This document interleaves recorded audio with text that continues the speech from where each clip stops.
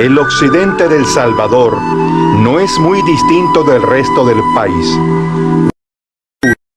Azul cielo y volcanes que en sus erupciones antiguas dibujaron el perfil geográfico de esta tierra.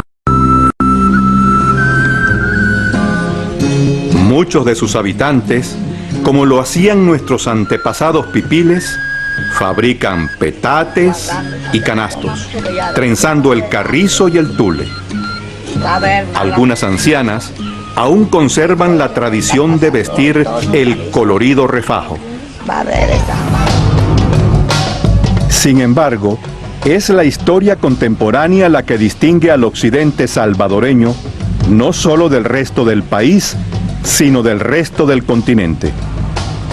En enero de 1932 ocurrió una de las más grandes rebeliones en la historia latinoamericana del siglo XX. Miles de campesinos atacaron cuarteles y tomaron varias poblaciones de la zona occidental. Las fuerzas gubernamentales respondieron con la masacre de unas 10.000 personas, en su mayoría indígenas, en un país que entonces tenía escasamente 1,5 millones de habitantes.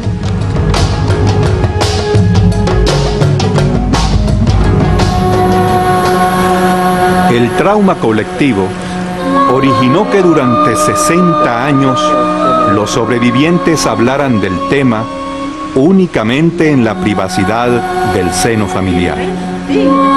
Los acuerdos de paz de Chapultepec, que pusieron fin a la guerra civil de los 80, abrieron espacios políticos.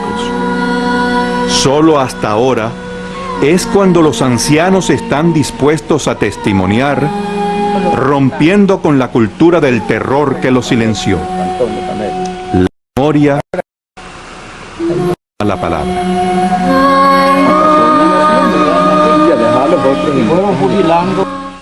La crisis económica mundial de los años 30 originó la caída de los precios del café, provocando la reducción de los salarios campesinos, aumentando el hambre y la miseria.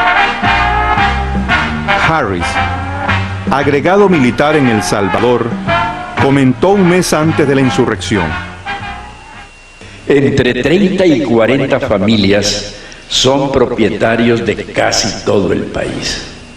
Viven con esplendor de reyes. El resto de la población prácticamente no tiene nada. Me imagino que la situación actual se asemeja mucho a la de Francia, Rusia y México antes de sus revoluciones.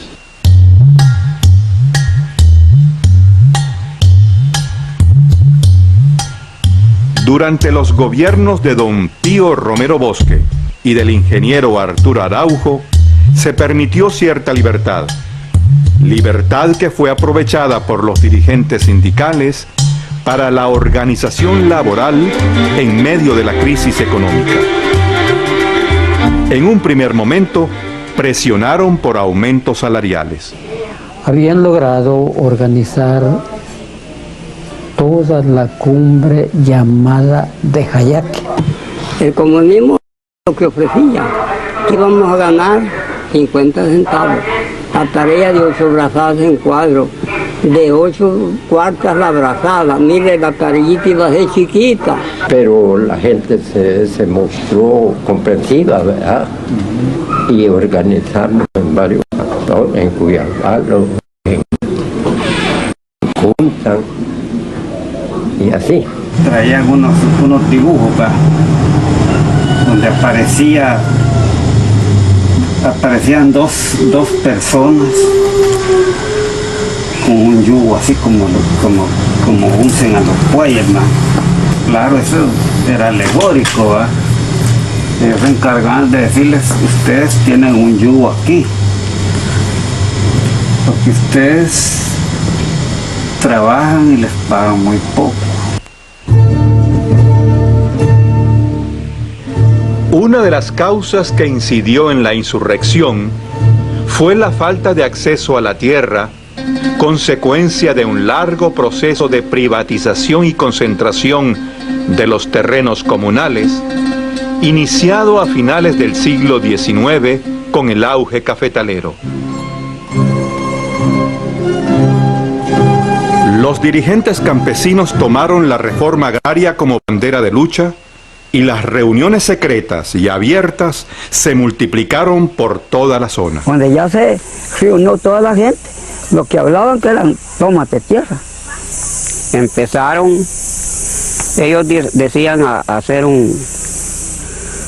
como sesiones para tomarse la posesión de las tierras. Terrenos así, de sembrar milpas, casas y todo les prometían. Les iban a quitar a los ricos. Las tierras, quitar tierras a los ricos. Tener libertad, tener donde trabajar. En las movilizaciones sociales participaban conjuntamente indígenas y no indígenas.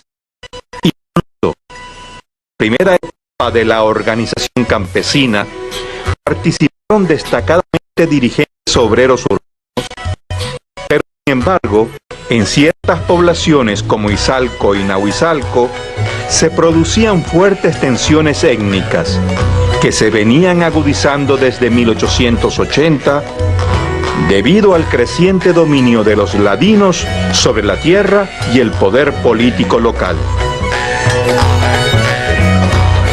Ya para 1930, muchos indígenas que habían luchado en defensa de sus intereses comunales comenzaron a formar parte del movimiento reivindicativo dirigido por la izquierda. En el caso de mi papá, pues él se incorporó a ese grupo. Ellos eran los que podían leer y escribir en ese tiempo, entonces ellos los tomaron como secretarios y hicieron algunos escritos, actas, ¿verdad?, de las reuniones que se hacían. Saturnino Pérez, uno de aquel lado del río, así por la otra río, era cabecilla del comunismo. Lástima, pero me dice, lástima, pero que esos tacipotes no te firmáramos y te lleváramos la firma y te damos un botón mesa para que te conozcan, sos miembros de nosotros. ¡Que viva el comunismo! Cuando eran los pueblos, ¡que viva el comunismo! Decían todos, ¡que viva! Decía.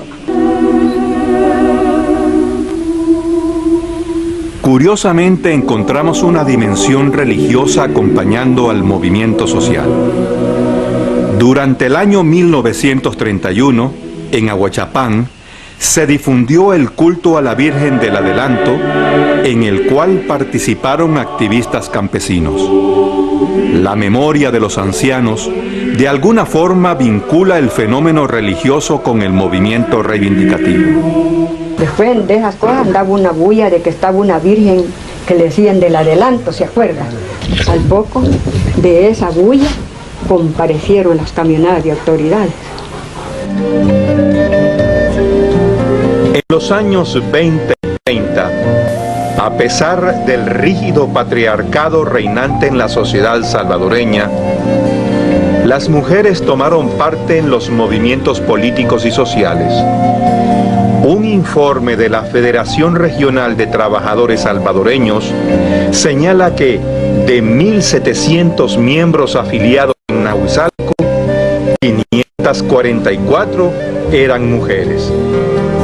En las organizaciones sindicales hubo una participación significativa de trabajadoras en las plantaciones de café y de obreras en la ciudad.